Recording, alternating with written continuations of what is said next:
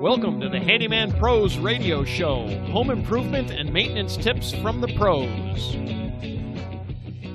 Welcome to the Handyman Pros Radio Show Action Edition, where we feature feedback from you, our listeners. And I'm here with my old buddy Larry. Larry, what you been doing lately? John, this week, I actually was down working on one of the new rental houses that we've got. Not one of, like there's more than one, there's only one. Been working on the new rental house and actually been doing some painting. We generally paint all our houses at least usually. Imagine that. Yeah, a big surprise, right?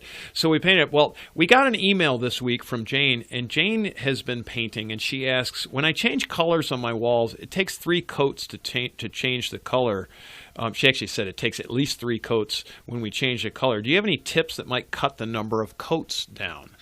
So you gave me a tip a while back that I thought was outstanding. I am telling you what, okay, first of all, as much as I hate painting even more when I'm not getting anywhere. Does that make sense? Yeah, it does. Meaning, when you're sitting there and you're trying to cover up, because I'll tell you something that a lot of colors have come and gone throughout the years. Some of them have been lighter, and you might want to darken something up, or vice versa. And it's always tough to change the color because you really have to mask the old color really well, or sometimes you won't notice it at first, but some of it'll flash through, and later on, and it just doesn't look right.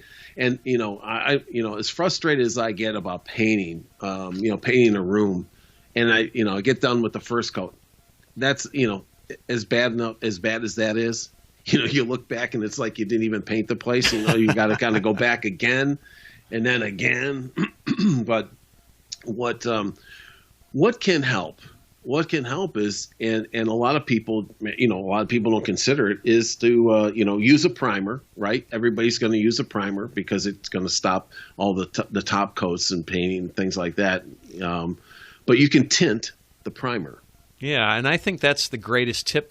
People don't realize that you can actually tint the primer. So most primers are white, right? That's correct. Yes, that's absolutely right. They are white, and white, as you know, is really we'll call it a kind of a bleed. I would call it a bleed through color in so many ways, in that it pushes through a dark color or a light color, but it pushes through a dark color pretty easily. The white does, and when you tint it, it really matches. It gives you much better coverage. It's pretty amazing. And so John, tell people, how do you get your primer tinted? Well, you just when you buy your primer. So, and let me first say that if it's on a raw wallboard, new wallboard that was just put up, you have to prime it. You have to prime it, or you will be painting forever. Yep. And you're right about the white. And that's always the color of the primer, for some of this. And you can buy it. It's pretty inexpensive, but it's a thicker kind of paint that really does put a nice base coat down to, for you to start to paint that wall. And you just when you buy the primer, just take it over and have it tinted like with the final color. Now, you're not going to use it as the final color, but you're going to be so much further ahead when you prime that wall. With a tinted product, because you're there.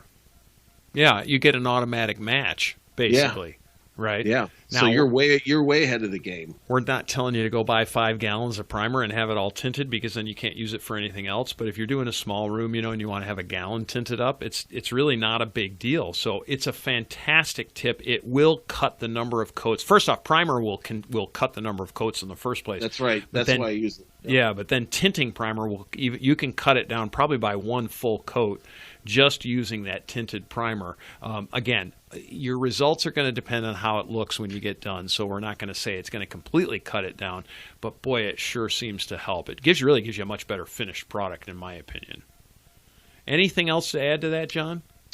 Nope, other than I hate painting. How's that? I'm going to put out a blatant ask. Folks, if you live in North Atlanta and you would like to paint, John and I have plenty of leads for you. So just get a hold of us, send us a question, send it to questions@handymanprosradioshow.com, and we will hook you up with plenty of painting leads. So with that, folks, yes, we want to thank you. Please, if you have any questions, comments, send them to questions@handymanprosradioshow.com. Join our Facebook group @HandymanPros. You can leave us a voice message. You can do all that good stuff. And we will see you next week. Ladies and gentlemen, if you've enjoyed this podcast and have derived some value from it, here's 4 things you can do. 1, tell your friends about this podcast. 2, hit subscribe on your podcast player. While you're there, leave us a review.